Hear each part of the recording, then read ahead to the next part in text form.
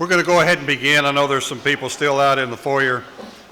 This is the first panel on increasing religious persecution. This will be moderated by Dr. Reverend Bob Fu. Bob is a former student leader during Tiananmen Square democracy movement. In 1989, we are recognizing the 30th celebration, or anniversary, of that event. In 1997, he was exiled to the U.S. with his family due to President Clinton's intervention. In 2002, he founded China Aid in Philadelphia, and I began to work with Bob in 2004 when he came to Midland, Texas. He graduated with a PhD from St. John's College at the University of Durham in the UK in the field of religious freedom. He has an autobiography, God's Double Agent, published in 2013. Bob is a member of the Council on Foreign Relations and editor-in-chief of the Chinese Law and Religious Monitor Journal. Welcome me and greeting Reverend Bob Fu.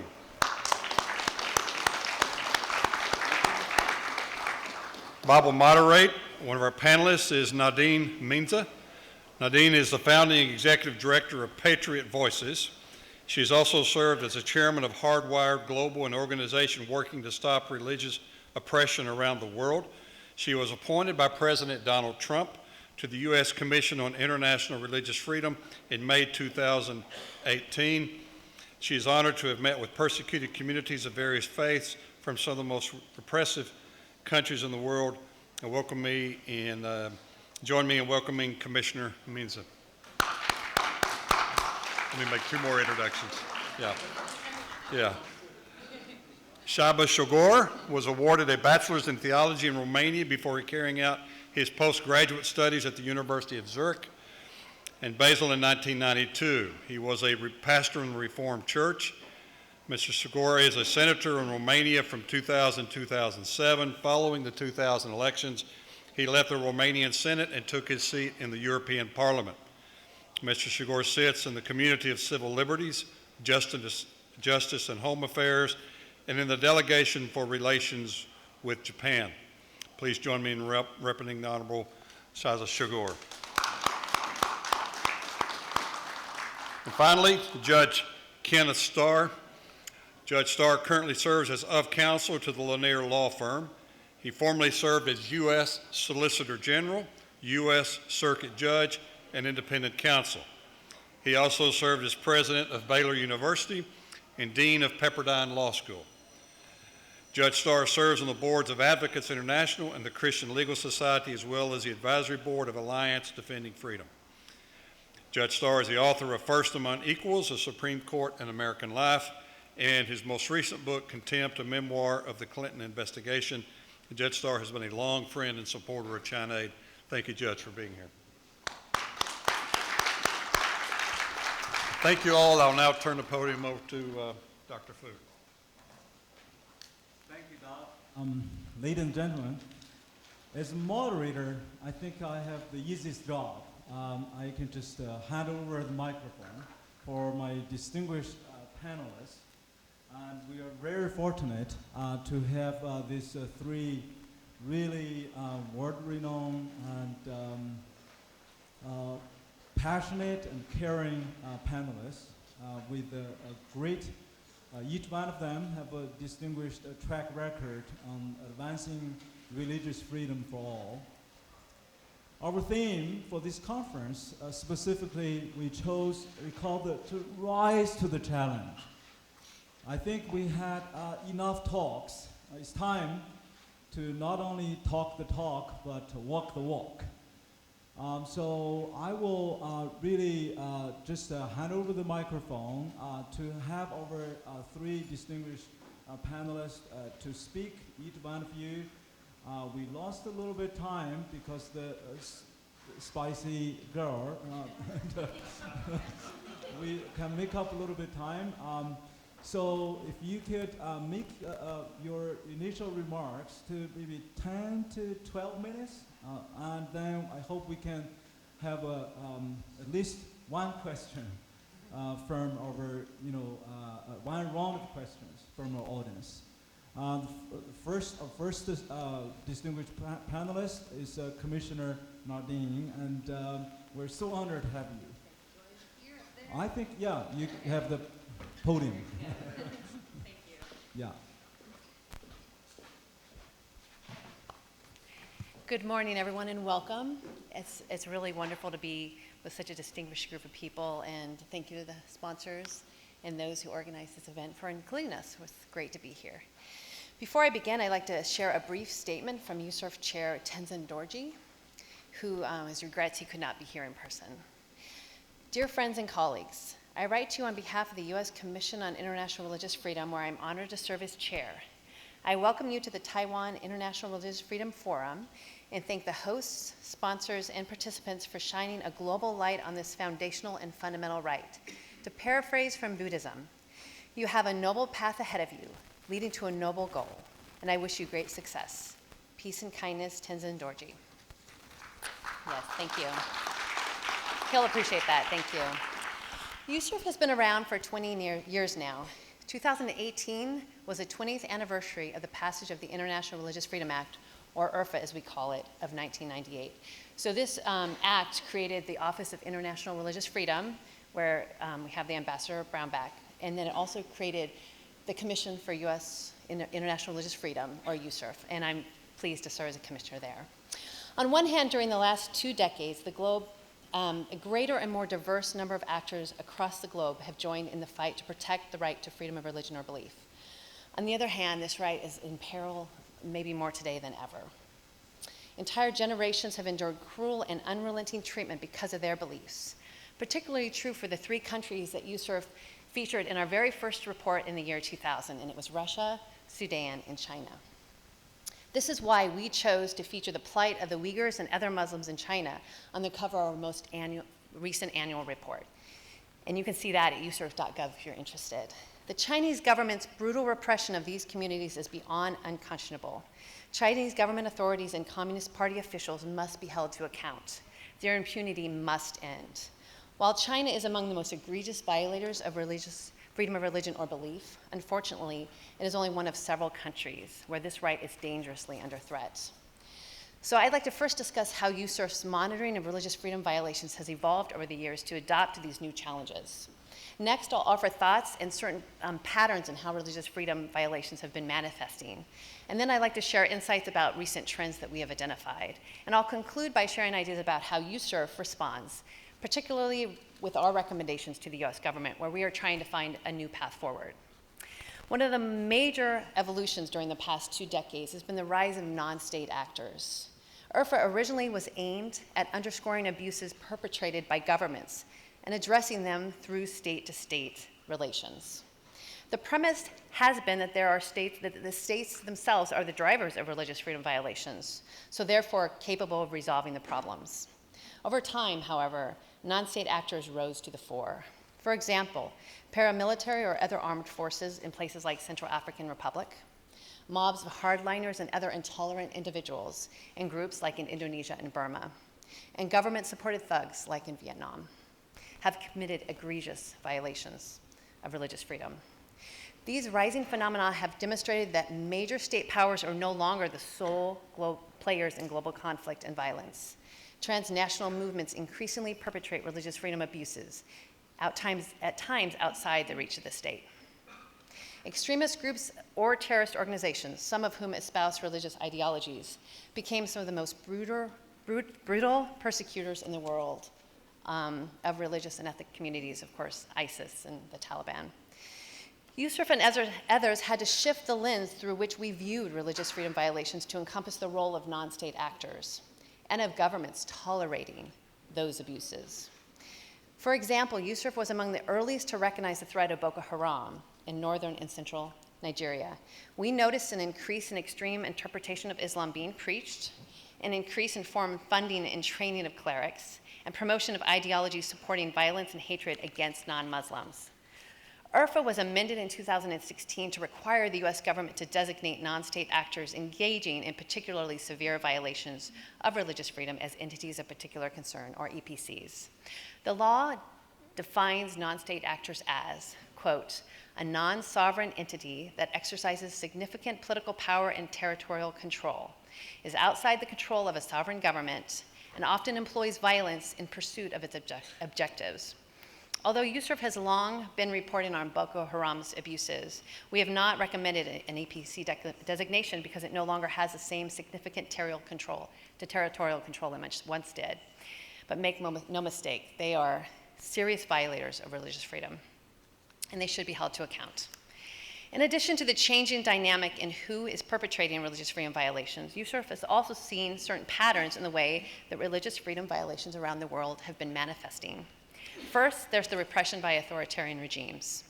Authoritarian governments attempt to control the civic space for religious actors, effectively limiting religious activities to those they can approve or manipulate. Second, abusive laws target particular religious activity or religious communities for activities deemed illegal or inappropriate.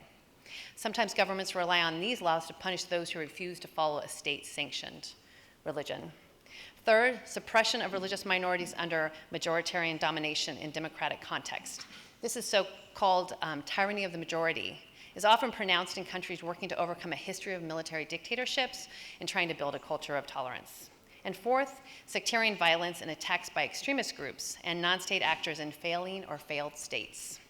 Typically, these are highly charged situations in which extremists treat religious minorities and dissenters within the majority as competition in the war of ideas. We also have identified some recent trends in religious freedom violations. First, some governments use the excuse of national security or public order and invoke real or perceived threats of public discontent, even accusations of terrorism, to justify restrictions on the rights of believers and non-believers, such as in Sudan and Tajikistan. Second, some governments mask their insecurities about losing their singular hold on power by branding religious and ethnic minorities as extremists, in part because these governments believe that these groups are under a foreign influence, such as Russia, China, and Eritrea.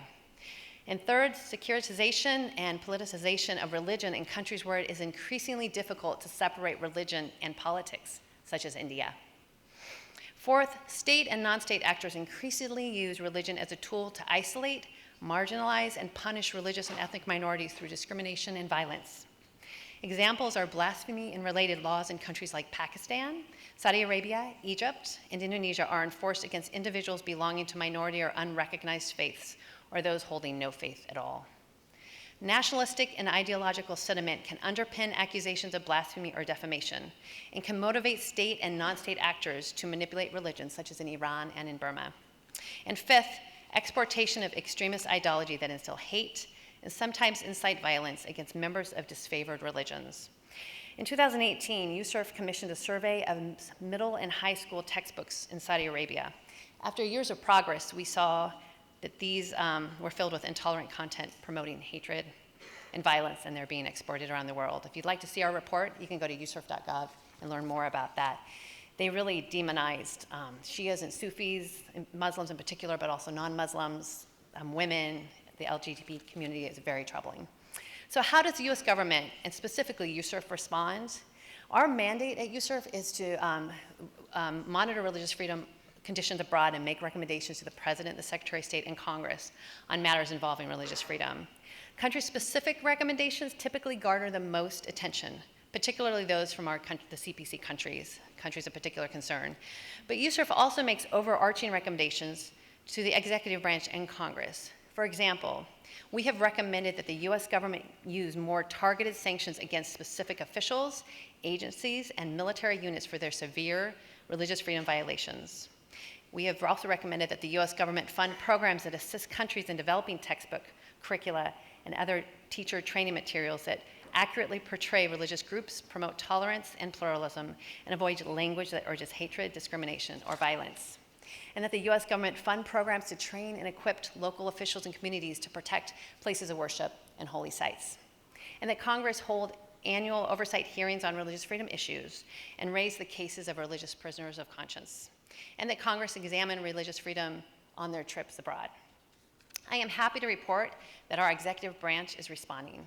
For example, last July, the Secretary of State, Michael Pompeo, hosted the first ever ministerial to advance religious freedom in Washington, D.C., and I know a lot of you were able to attend. And fortunately, we'll be doing that again this July. To further emphasize this prioritization, USCIRF has strongly urged the Trump administration to appoint a special advisor to the president on international religious freedom within the National Security Council. This has not been done by any president, although I believe we've been recommending this for 20 years, but we do have hope that that will be coming soon. While much work remains, our shared efforts to promote religious freedom over the past 20 years have made a real difference, and we have high hopes for continued positive trajectory. In fact, notwithstanding the severe religious freedom challenges that are evident across the world, a positive development over the past 10 years is the increasing number of actors involved in promoting religious freedom globally, as we see here today, including the International Panel of Parliamentarians for Freedom of Religion or Belief, IPP4, Global Network of MPs, and also special envoys and other positions that have been created. These are examples of how religious freedom of religion or belief really does unite us all. Severe violations will still occur, but they are less likely to go unnoticed because of this, particularly as more and more governments, individuals, and groups take up the fight to protect against them and underscore them as they occur. Heightened awareness of the importance of international religious freedom and more actors working in this space than ever before, and U.S. and other governments' international religious freedom policies are more robust. Highlighting violations has brought positive changes in several countries, and advocacy efforts have secured prisoner releases. The U.S. and other governments are funding humanitarian aid for persecuted religious groups, like in Iraq, and programs to promote religious freedom and belief. Collective efforts to advocate on behalf of religious prisoners of conscience have improved conditions for and contributed to the release of countless individuals that were in prison for exercising their freedom of religion or belief, or for advocating for others. Indeed, as we noted in our newly released annual report, USCIRF saw new engagement and progress from some foreign governments in 2018. Several countries where USCIRF has long identified serious concerns, demonstrating a willingness to engage with the U.S. government and key international stakeholders about steps to improve religious freedom conditions. And in some cases, they even took action. These include Saudi Arabia, Uzbekistan, Azerbaijan, Bahrain, Egypt, and Kazakhstan. For USCIRF, there is an important reason why we believe so strongly in the promotion of freedom of religion or belief. That is because without the recognition of religious freedom, one cannot reasonably expect the development of other rights like the freedom of expression, freedom of assembly, freedom of association, and freedom of the press.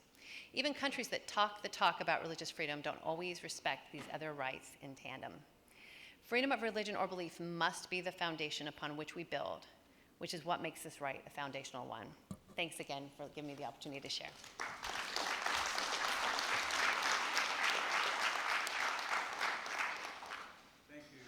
Thank you, Nardine, for your wonderful remark. I remembered in 1997, my family was admitted into the U.S. as perhaps the first group of refugees from China as a direct result of religious persecution against the house church leaders. And the next year, I was asked to testify before the Senator Arlen Specter's committee, I think, to examine the creation of USCIRF and then the IRF office of the State Department. And I can't thank you enough for the commissioners, and especially you, and a few others who always, answer the call. And whenever we have a delegation with the victims of persecution, you never hesitate to meet and encourage and provide support. For that, I'm really very thankful. Our next panelist, Sabar, I think we don't need a lot of introduction, but a personal note, we have to realize that how fortunate, maybe we should, as a Christian, we should use the word how blessed we are, that Sabar actually has to fly out like this afternoon. He flew in last night, just a 24-hour turnaround back to Europe. And so when I contacted him, and he said, well, I have a meeting and dinner with Pope. I said, well, that's a good excuse to escape our conference. But we're so thankful that you're willing to make this trip just to deliver the encouragement. And Sabar has been a good friend. And maybe, I think, except Dr. Belda, You are a very, very most prominent voice in the European Parliament. Actually, I noticed that you're also one of the co-chair for the European Parliament Uyghur-friendly group, right? And we're thankful. So let's welcome the member of the European Parliament, Mr. Sabar Zagor.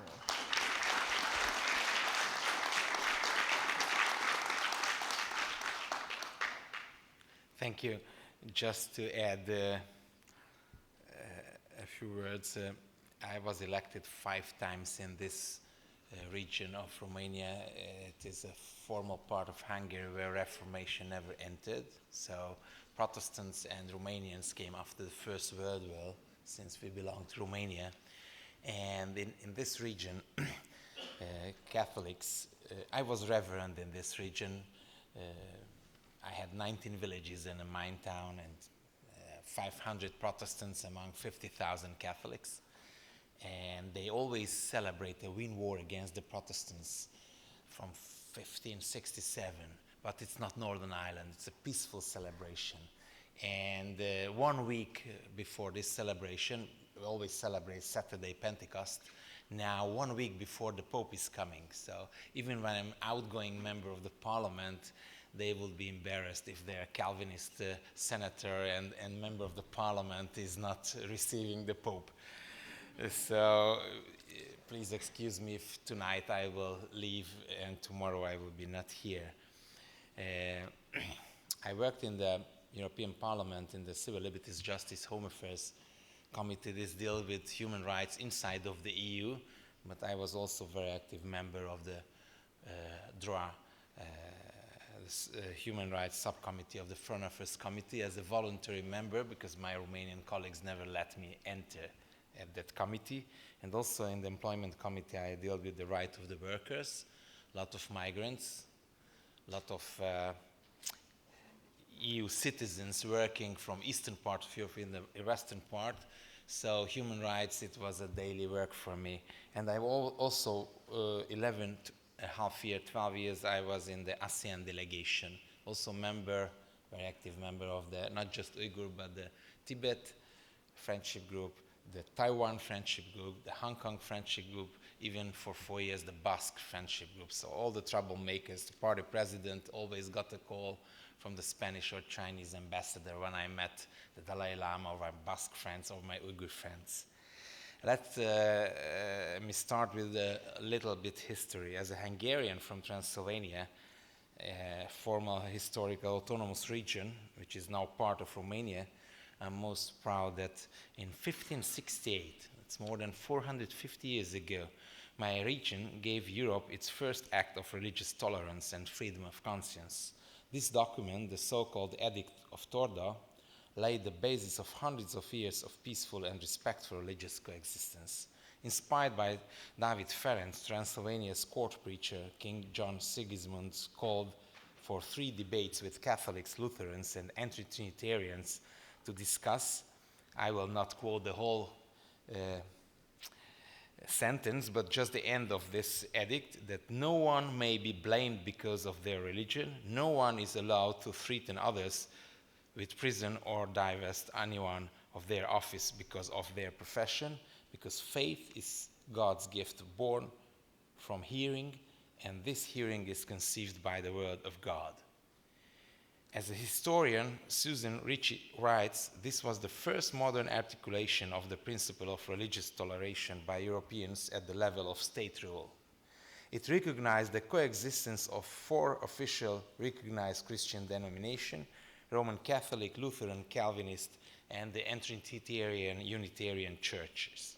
Still, around 50 years were needed in order for the principles of this edict to be fully respected in Transylvania, a sign of the level of effort we need to invest to get past religious strife. I believe that today we need similar legal instruments and same efforts on a global level. Freedom of religion and belief is a fundamental right of every human being, the exercise of which directly contributes to democracy, development, rule of law, peace, and stability. In turn, its violation increases intolerance and often leads to violence and conflicts. I will not quote uh, a lot of statistics. We will hear that very sad statistics in the following panels. Just to quote the Open Doors statistic that 13.9% more Christians are experiencing high level of persecution than last year. That's just among the Christians. In this context, I believe that the EU as an international community has a strong role to play in preventing and diminishing religious persecution across the world. It should do this firstly by using its trade and development cloud. The EU is the world's largest trading bloc with extensive global trade agreements, but also the largest donor of development aid. Regrettably, however, it is often argued that it could do more effectively use its potential influence for diminishing religious and other conflicts to contain authoritarianism and promote human rights. In regards to no other country is this more visible than in China, the EU's second largest trading partner. Emboldened by silence of Western democracies, China has been stepping up its efforts against religious minorities and ethnic groups it deems unreliable, such as Uyghurs, Tibetans, and Christians. Religious persecution in the country is arguably the worst it's been in more than a decade. Some church leaders are saying it's worse since the Cultural Revolution ended in 1976. Unfortunately, in Europe, we face the same chilling political headwind from China as most governments across the globe do, many of which either silence through investments or threats to cut economic ties. At any other time or in any other country, the human rights abuses we see today in China, especially on religious minorities, would have led to a global outcry. But the relative indifference to this situation is a sign of the position of power the Beijing government is in to stifle any criticism. As a result, there is a strong tendency towards auto-censor and to sweep human rights abuses under the carpet in the European Parliament as well. I would also assume that it was this fear of Chinese punitive action which led to the fact that in this parliamentary term, which ends now, we could not get enough support from the maps to establish the Tibet Intergroup of the European Parliament. You need the support of three political parties. The Liberals, and the Greens withdraw their support. Of course, socialists never supported. They are too pro-China. Nevertheless, the European Parliament still has succeeded to pass several human rights resolutions in its current mandate that deal extensively with the issue of religious freedom, most notable of which is the recent resolution on the situation of religious and ethnic minorities. It expressed a strong concern about the repressive regime that religious and ethnic minorities, in particular Uyghurs and Kazakhs and Tibetans, face. I do hope that other EU institutions will also insist on freedom of religion and minority issues like the Parliament does. Europe needs an approach in which the pursuit of its trade and investment interests does not go against the principle it claims to stand for. What could it do? Firstly, as I previously mentioned, it should use its trade and development clout better. It should not ignore the serious violation of freedom of religion and the mistreatment of religious of ethnic minorities, be it in a small developing countries or in economic giants such as China. In this sense, it is crucial that it implements the EU guidelines on freedom of religion or belief effectively in order to advance these values worldwide in this foreign policy, endowing its special envoy for freedom of religion with a multi-year term and working networks with other EU institutions could play an essential part in this. And it could also use its other individual instruments such as EU-China human rights dialogue more effectively in dealing with abuses on religious freedom. Another thing is leading by example. Even in the EU, it is still possible today that in former communist countries such as Romania, the state does not return properties nationalized by the old regime to churches of national minorities. This should not be the case today after more than 10 years of belonging to the EU. To end, I would insist on this principle of leading by example. Please allow me to say how it encouraged me to see that even in the immediate vicinity of China, there can be a country where freedom of religion is enshrined in the constitution and state policies and is respected in practice to a degree that is one of the highest in the world. Taiwan is really best place to host today's conference, and I do hope that its example will be followed one day in many countries of the world. And to conclude, or to finish, I didn't mention that we have also a kind of interreligious working group, and also we have the oldest intergroup of the parliament, the so-called praying group.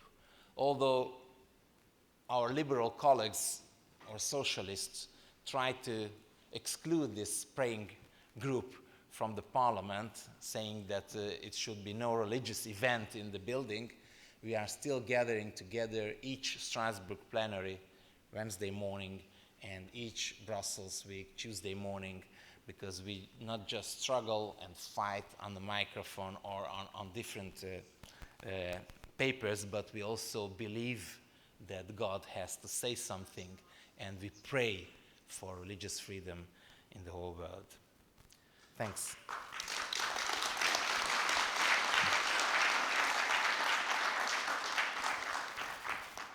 Thank you, Sabar. You are a true man of courage. I know when missionaries went to China, they were always warned to avoid 3T. It's called Taiwan, Tibet, and Tiananmen Square.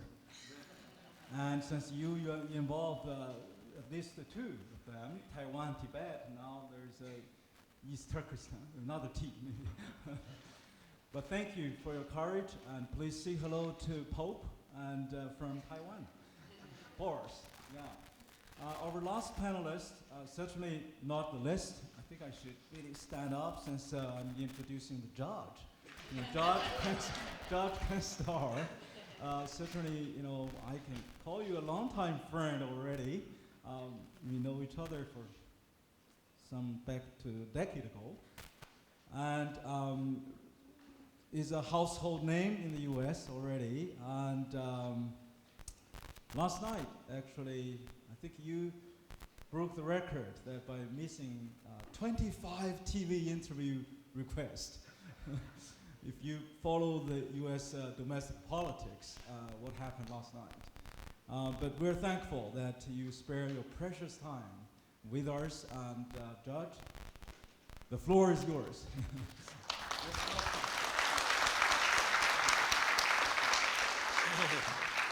Well, thank you, Bob, and Mr. Chairman, thank you for that kind introduction.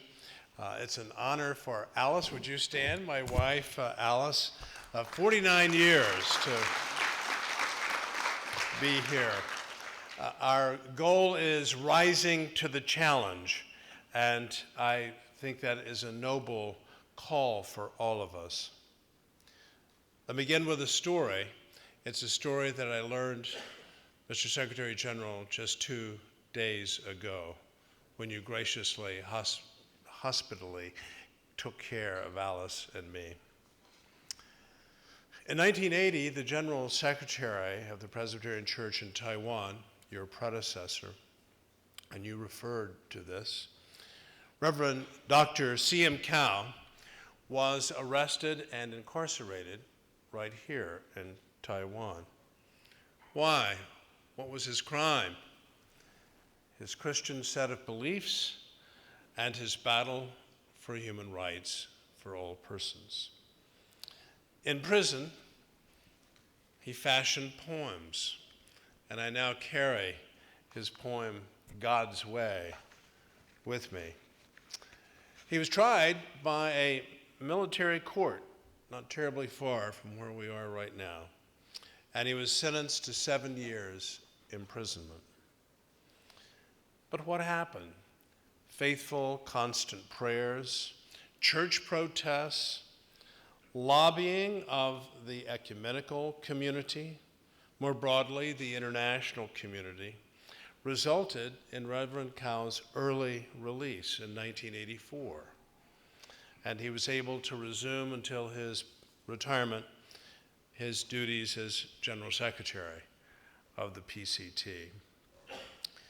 In that same period, when I was privileged to serve in the Department of Justice and then on the United States Court of Appeals, a renowned Chinese tennis player named Hu Na left the Chinese tennis team during a tennis tournament being held at Stanford University in California. She sought asylum in the United States, not on grounds of religious persecution, but on grounds of political persecution. She had been threatened time and time again, and she knew that her time had expired when she returned to mainland China. She had to join the Communist Party or else. In the United States, at literally every level of the federal governmental bureaucracy, the decision was made to deny Hu Na asylum, notwithstanding the power of her case under the Geneva Convention and under America's implementation of that law, the Refugee Act of 1980, which stands on the books to this day. As with Reverend Cao, there was a national and international outcry. Do not send her home. So here in Taiwan and around the world, release him. In the United States and around the world, protect her. Don't send her home. These are the cries of the human family, the cries that are being heard even more urgently today, and we've already been introduced to the cries of the persecuted. I'm so glad that the words of the United Nations Charter from 1945 were already quoted. And I will simply begin with the words, we the peoples, not we the governments. It's we the peoples of the United States and of the United Nations. And what is it that we are determined to do? And among other goals is to reaffirm faith, it requires faith, in fundamental human rights. It's one of the things that we're here to do. And these are the voices that likewise echo the words of the Universal Declaration of Human Rights, which the chairman quoted earlier, especially Article 18. But you read on Article 19 and Article 20, and the points that the commissioner just made, that this is an integrated set of rights. Everyone, that's the words of the Universal Declaration, has the right to freedom of thought, conscience, and religion. Well, how appropriate that we're gathered in Taiwan, which is a striving democracy, is the way I would describe it. I'm so glad that we were honored by the presence of the president, because this island nation vanquished military rule and martial law. We the people. So how fitting and proper, as our iconic Abraham Lincoln said, in his words, memorializing the fallen at Gettysburg, it is fitting and proper that we're here in Taiwan, speaking freely, speaking boldly, but we're also speaking urgently. And what we're reminding the world by our gathering is that freedom is precious. And what we're telling the world is that here in Taiwan, you can breathe the air of freedom, and you can enjoy the spirit of human dignity. Long ago, during the civil rights era in the United States, a newspaper headline dramatized the plight of civil rights leaders who were in prison, just like Dr. Cao. They were languishing in southern jails and prisons. What was their offense? Standing up for the human rights of people of color. And the headline in this now iconic newspaper piece in the New York Times read simply, "Heed their rising voices." Heed, pay attention. And that's why we're here. We're here to heed. We're heed their voices, but also, I believe, consistent with the theme that calls us together, is that we are to now shine the light on these unspeakable offenses against human decency and basic humanity. As a lawyer and a former judge, I want to lift up and remember fellow human rights lawyers. Lawyers such as Gao Shengjing, twice nominated for the Nobel Peace Prize. He has disappeared in China. Where is he? He's been gone for 2 years. He had been released after horrific torture by the Chinese government. Where is he? We're here to lift up these voices of those who can't speak. We're to heed these rising voices. Thank you for mentioning, Mr. Chairman, the Uyghur Muslims. Can you imagine the unconscionable, unspeakable crime against humanity of harvesting human organs? We call this out. How can this be in the 21st century, these unspeakable crimes against human dignity? And so we now raise our voices and we shine the light on these very dark places.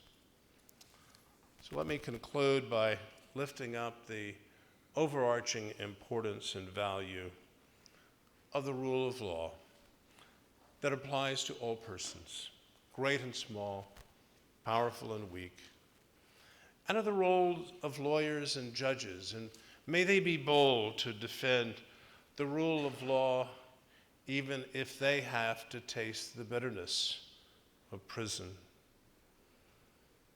And in closing, to reiterate, it's a blessing to be here in Taiwan. Let me say, Mr. Secretary General, and our friends in Taiwan, Taiwan belongs to the people of Taiwan.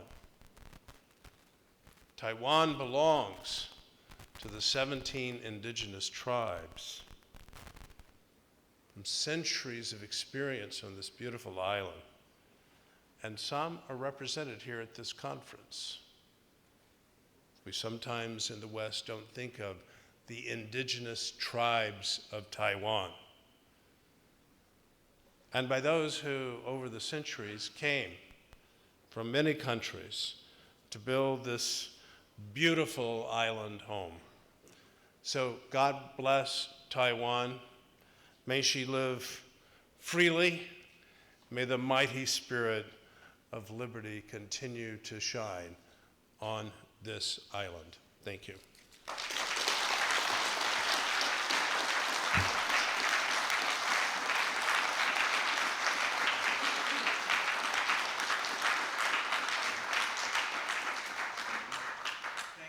Thank you, Dr. Starr. And I really want to recognize Mrs. Starr again. And it's really my kind of unforgivable sin that by forgetting Mrs. Starr, actually, Alice is also an NGO leader, serving as a board member of our partner organization, the 21st Century Wilberforce. And she also has established an NGO taking care of the poor, needy, and vulnerable based in Dallas, Texas. So we're so thankful, at least you're able to come with Dr. Starr. And I think we still have maybe 15 minutes or so, maybe 15 minutes for Q&A. May I just, because the shortage of the time, to the audience, if you can identify yourself with your affiliation, your name, and then directly goes to question to our three distinguished panelists without really making long statement in the question time. And I think we have a microphone or somebody. And David, you get the first question. I don't need a microphone.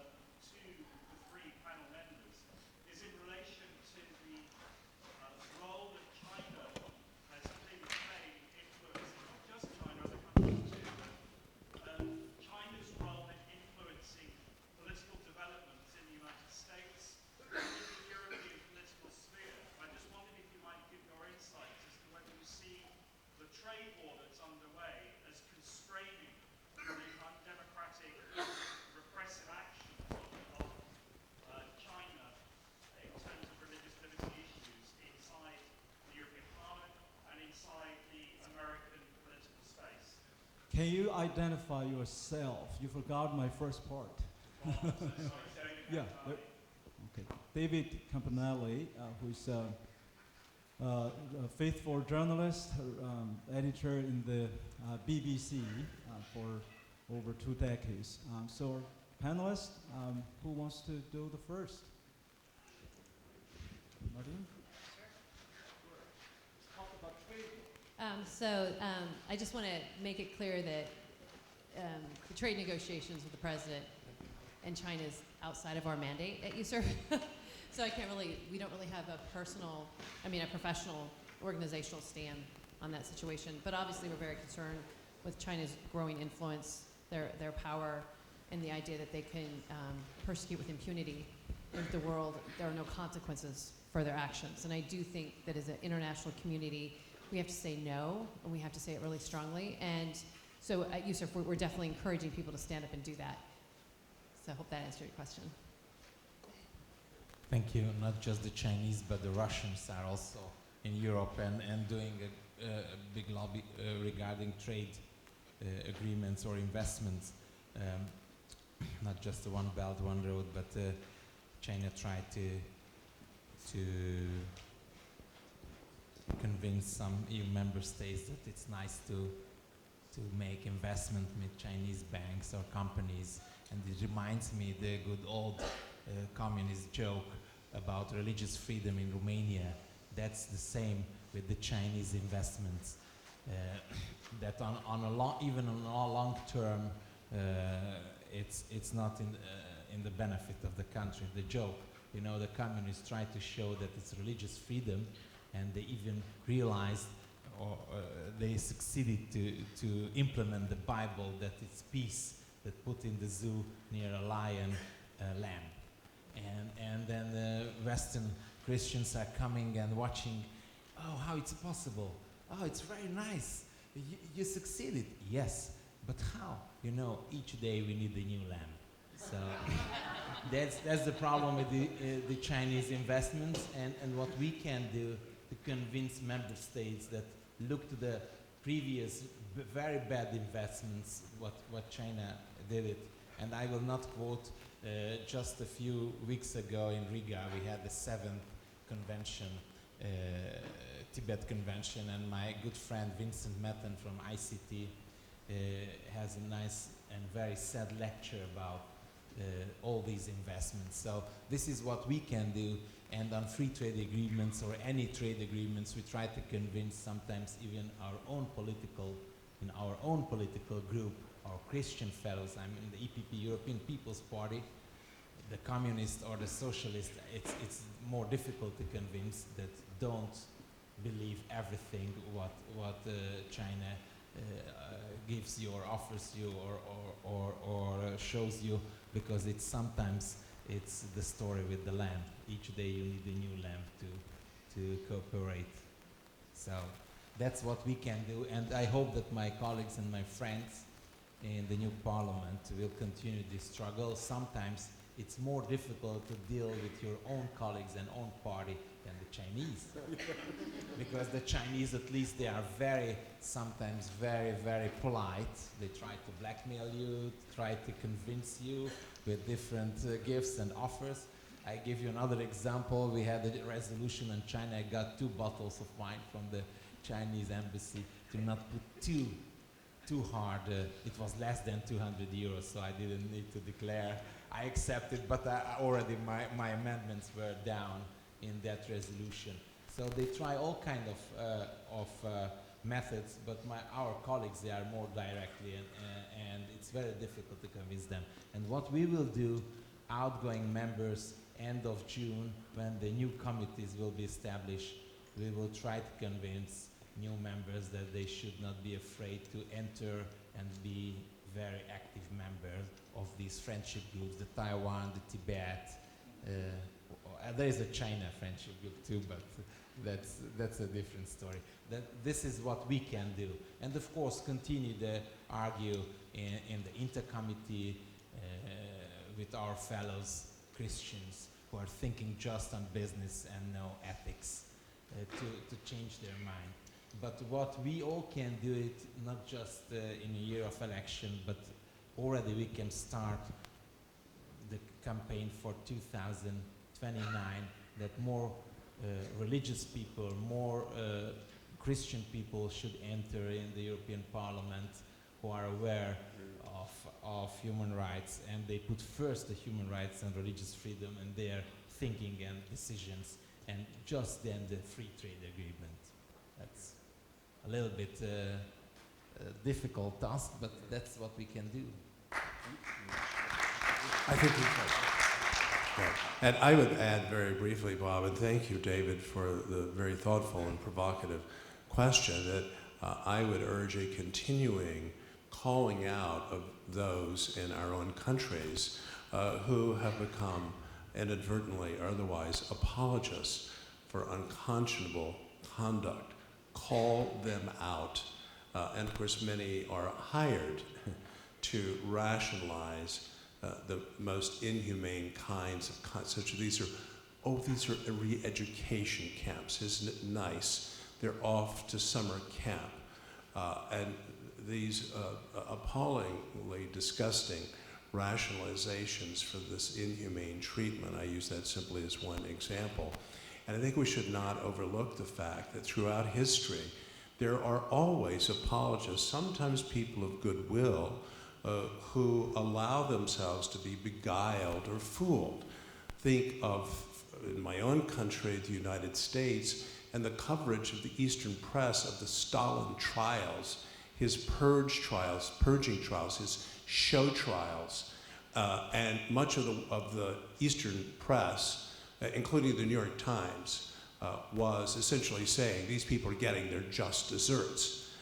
This is horrible in retrospect. How could this have happened? A blindness that can overcome and overtake people. And finally, I would say that another example from our civil rights movement, when Dr. King was leading peaceful, nonviolent protests, and we believe strongly in nonviolent protests against the powers of government and semi and quasi-apartheid, he was severely criticized by his own members of the clergy.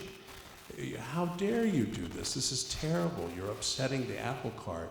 And every school child in my country, it would be good reading in any country, should read Dr. King's poignant letter from a Birmingham jail, where he's essentially evoking the Apostle Paul in the Christian tradition and saying, you have to stand up for what is right, even if it means that you go to prison.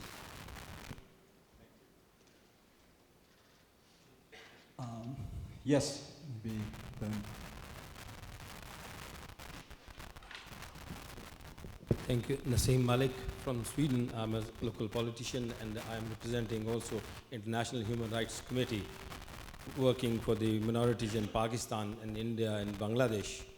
Thank Bob, you mentioned one word, that we don't have to talk and talk, we have to walk and walk. And I want to bring all the guests here one information that there is one community in Pakistan that has been persecuted since 1974. And what has happened recently, my question to Honorable Commissioner and the European Parliament member, that how long that community has to suffer. Now recently, just 2 months ago, it has been announced in Pakistan by the constitution that they are not only non-Muslims, they have to say that we have to, like you have to bark, we are non-Muslims. They cannot get the ID card. They are not allowed to vote, and it is happening from the last 40 years. How long this community has to wait? I have read your report, Honorable Commissioner, recently the USF's report, but my question also for the member of the European Parliament, they have closed their eyes, and the United Nations also. My friend Tong is sitting here, they have been given the refugee status in different countries, but they are being arrested. They are sitting with the criminals in Thailand, in Malaysia. Recently, Tong knows about this. They have been deported to Pakistan, even they got the refugee status from the UNHCR. So how long this community has to wait? If I may just say, Dr. Malik, thank you. We were talking earlier, there is a report, the International Human Rights Committee, on this very situation. It's called A Beleaguered Community, the Asian Human Rights Commission. So again, we need to, and thank you for shining the light on that situation. And again, permit it under the Constitution itself, which is remarkable and obviously needs amending. What we can do, or I hope that the future Parliament will do, to organize conference, to raise awareness, to inform High Commissioner, to inform the Special Envoy for Religious Freedom, and to convince them. And as I mentioned, not just the European Parliament, but other EU institutions should put pressure on these countries, because also Pakistan is receiving a lot of aid from the EU. That's what we can do. As you know, USERF has spoken out pretty strongly for the Ahmadiyya community and all the religious minorities there. And we have been concerned about Pakistan for a long time. I forget how many years we were recommending them as a CPC, like 8 or something like that. And so in December of this last year, the administration finally put Pakistan on the CPC list, the countries of particular concern, which was huge. And so we don't believe they should get a waiver. We think they should be held accountable for their religious freedom violations. And we really have also believed that individuals that are persecuting them should have sanctions on them personally. And so we've really urged the U.S. government to step up their negotiations with Pakistan in protection of this community. So let's have the final question. I'm Dr. Hassan from International Parliament for Safety and Peace. I have a question from all the panelists, that you mentioned that amongst other countries, Saudi Arabia and Qatar, for example, one of the countries who were supporting Daesh, ISIS, and they publicly declared that. Even in your reports, it is clear that they are funding in some countries, in some places, they are promoting the violence. So on one side, the reports are very clear. On the other side, the American president is signing on its own authority $18 billion worth $18 billion arms to Saudi Arabia. One side you are squeezing or rinsing the other countries economically, and the other side you are just supporting them. Why is that? Thank you. American question. Sure. Yes. You can speak independently. So we have at USERF, of course, recommended that Saudi Arabia be a country of particular concern, and I was able to visit there this past September, and I met a lot of good people, part of the government, that really wanted to see change. But we might see women driving, we might see some other changes happening, but the fact of the matter is, we have not seen any change in freedom of religion or belief.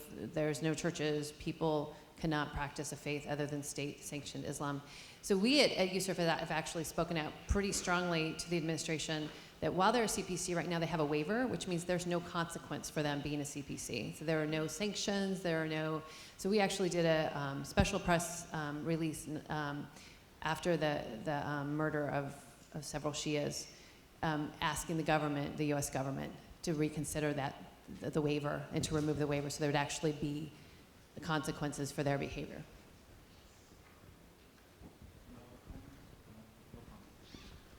Okay, let's give another round of applause to our distinguished panelists. Thank you for inspiration. Yeah. Thank you. Yeah, Sabar will pray for you for your safe travel back. And I think we are ready to take a 15 minutes break. Let's reconvene at 11. Oh, we have some announcement first. Okay, yeah.